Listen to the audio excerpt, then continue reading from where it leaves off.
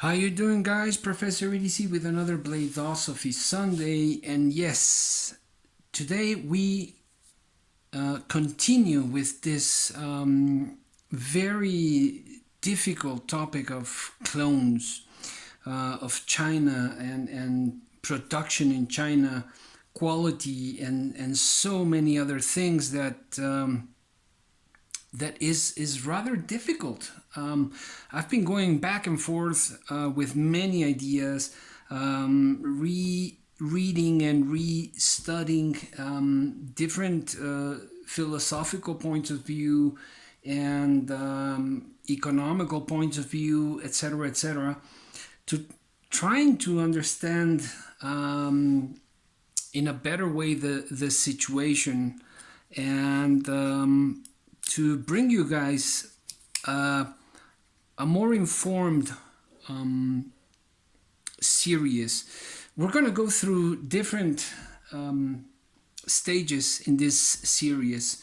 We started with the rats and how the difference between the rat produced in Taiwan and the rat produced in China. And this being the responsibility, the absolute responsibility of the company, of Ontario Knife Company, and how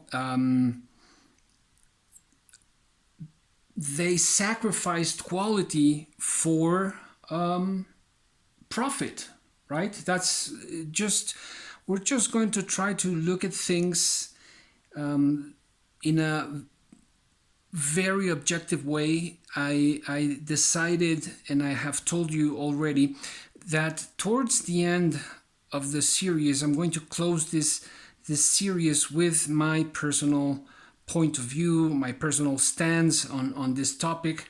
But in the meanwhile, I want to share with you information that I have gathered through the years. I've been following Chinese brands for quite a long time, and this is it's just something that interests me. It's not not trying to be more or know more than anybody else, but I have been following Chinese brands. I've been following Tucson before anybody knew about Tucson. SRM, San Remu, Petrified Fish, and so many others through this Alibaba or AliExpress and Wish and Gear Best and whatnot, and Ganzo, and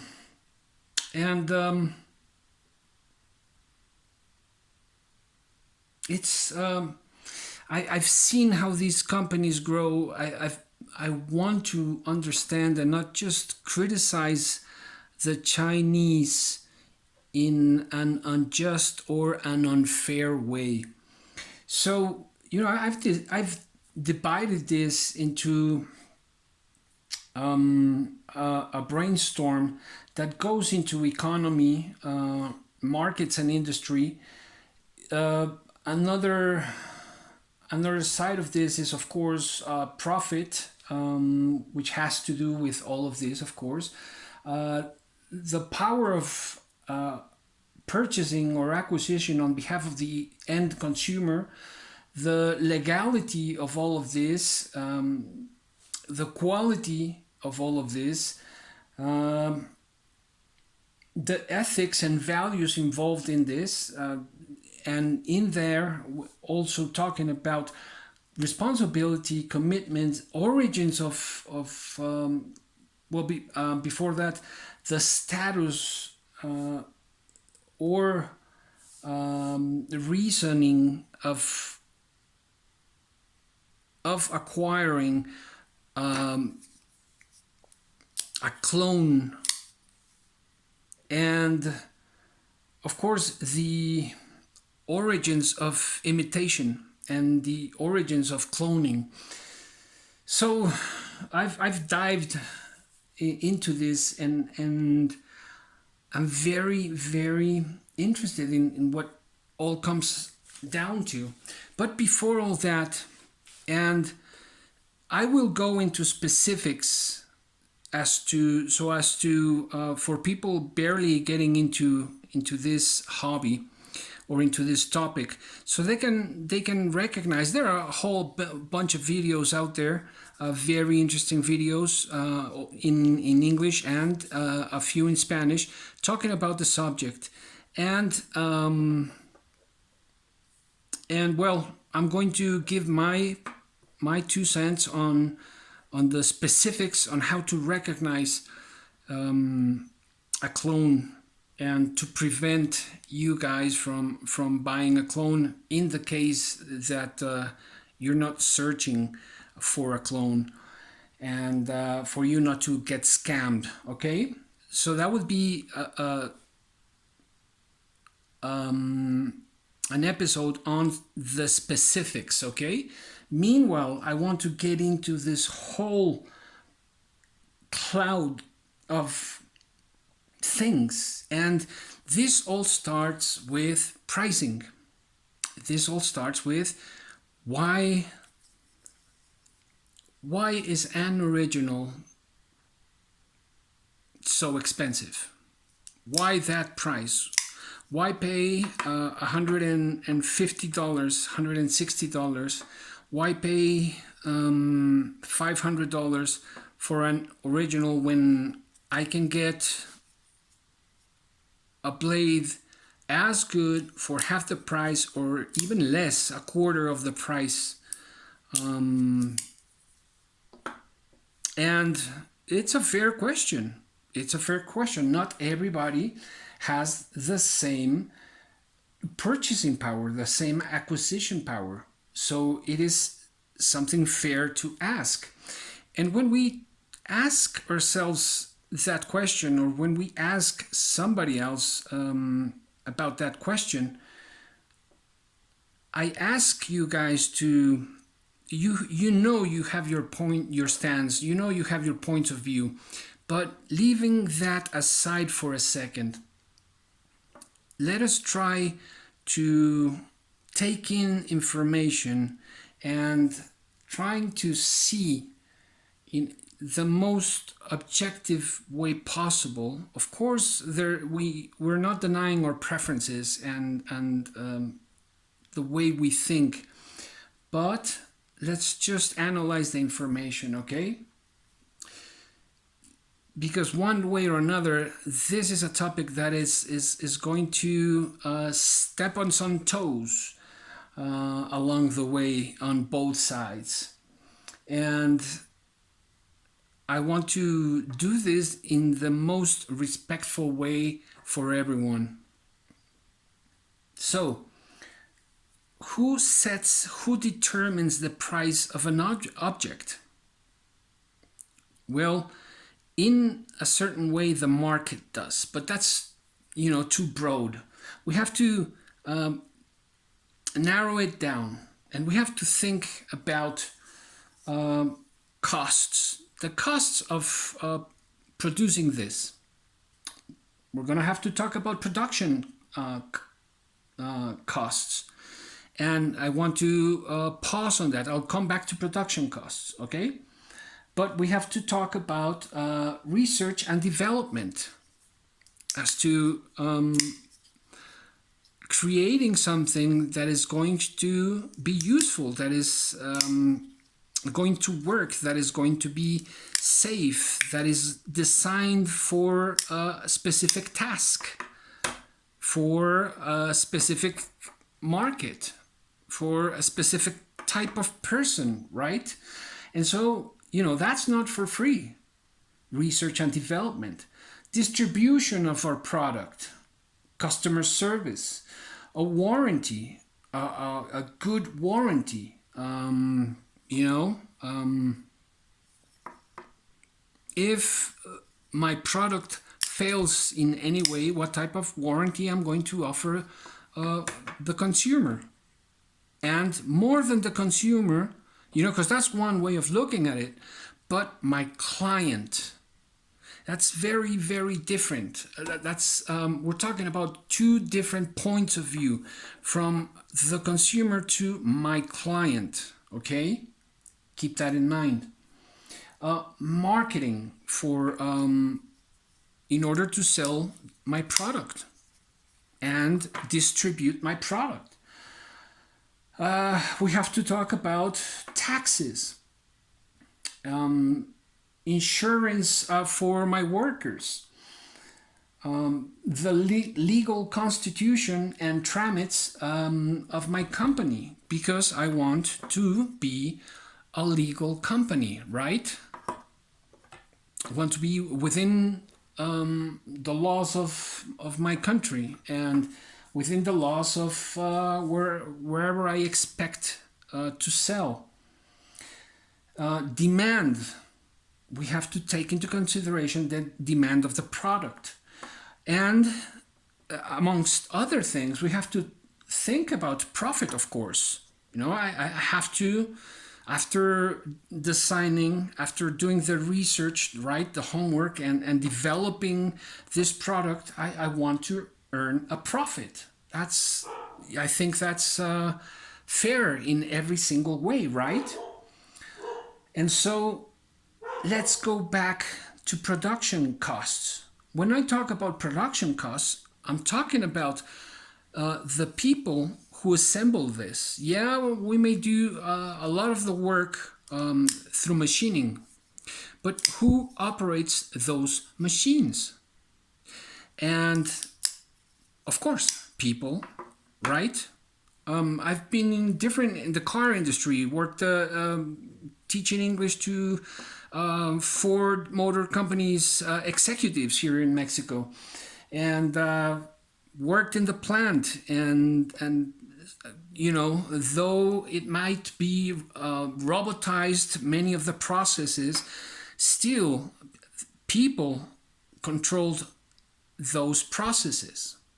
And so it is the same in the knife industry, right? Yeah, we may talk about custom, high-tech, mid-tech, etc., blah, blah, blah.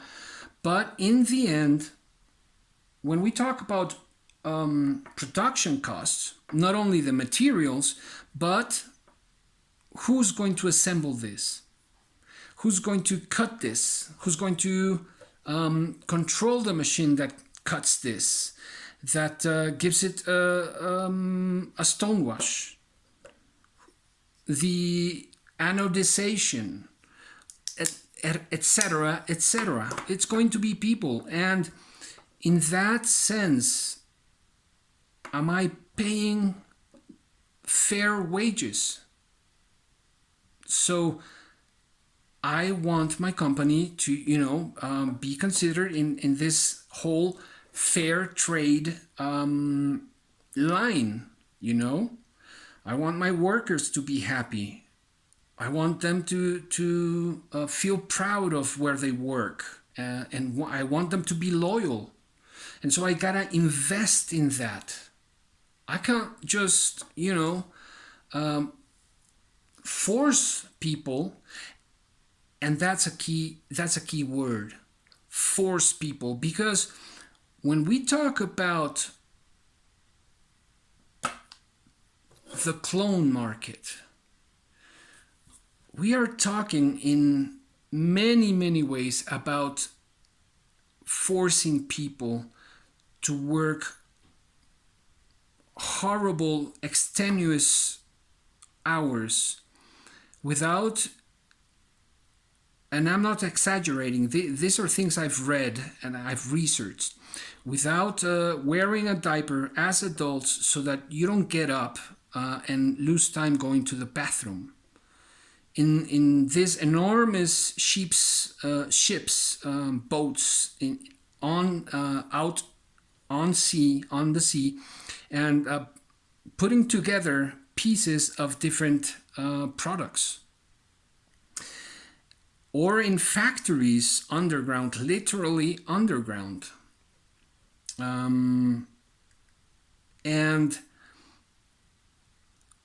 we have to talk about this type of slavery.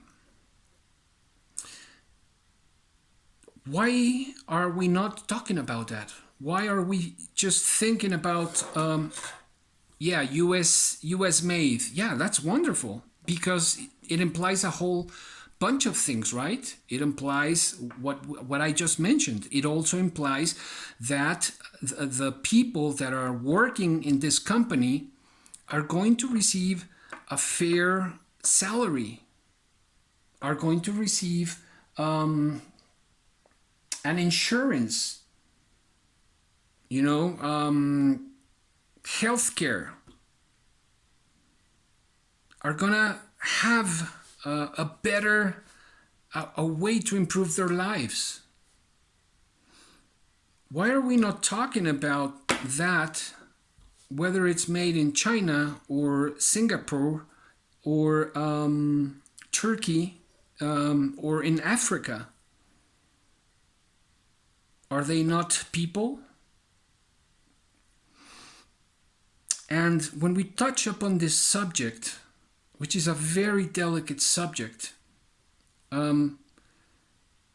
that's where we have to stop and do a little bit of research and look for companies that follow this line of fair trade, that take care of their workers,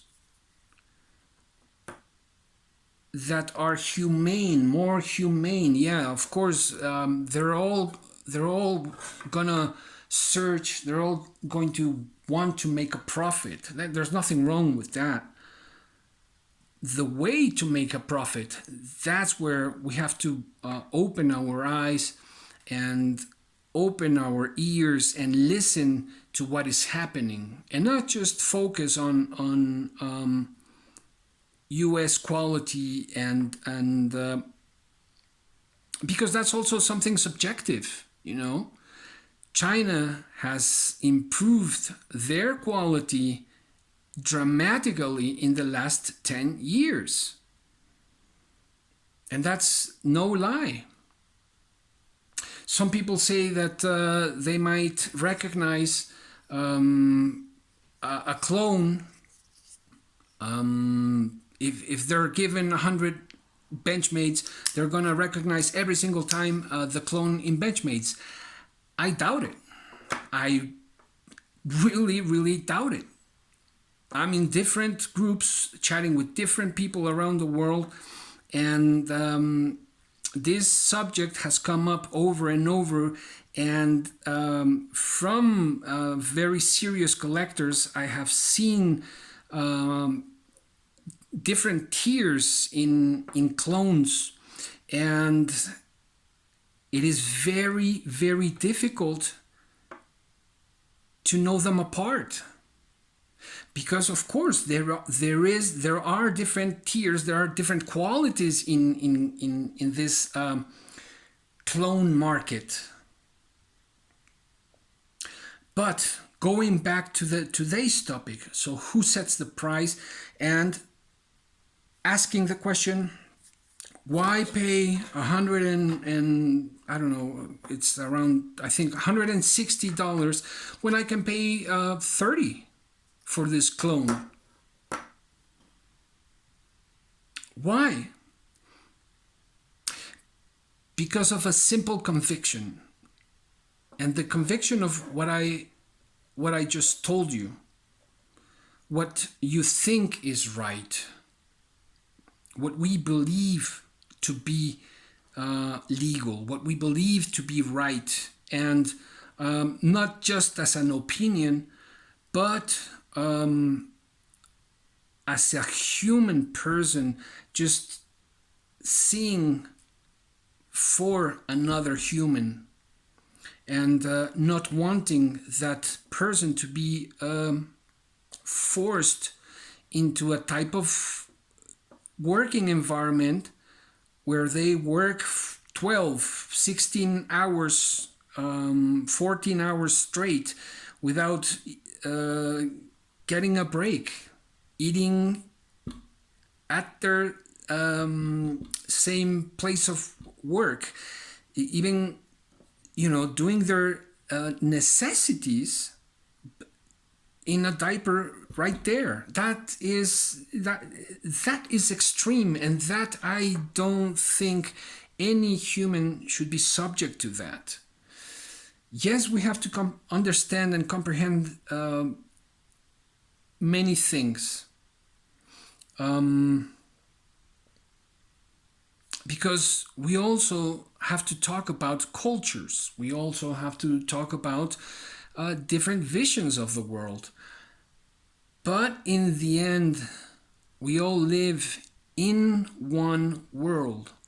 And in this world, when something is illegal, when something is not legal, when there are lies around a certain product, what can we expect, for example, with all the residues? Where are all the residues going? I know that the original is going to be forced by the government to be responsible for the residues of making this knife. That's not going to happen with a clone. So you see, we can touch upon even ecological consequences on this matter. And, well, we're going to continue this dialogue, and we're going to continue on this subject. And I hope you guys enjoy it. Please leave your comments, questions, doubts in a respectful way, of course. Otherwise, I will erase and block any unrespectful comment. And let's keep this conversation going, shall we? Well, hope you guys have a wonderful, wonderful week. Professor EDC out.